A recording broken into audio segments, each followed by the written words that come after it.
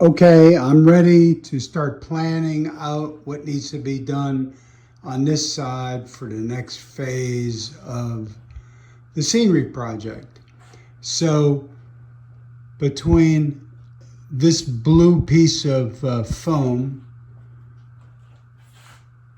to that one, pardon the finger, will be the retaining wall similar to the one on the other side, except I'm going to blend in a 3D printed tunnel for this road that I've got here.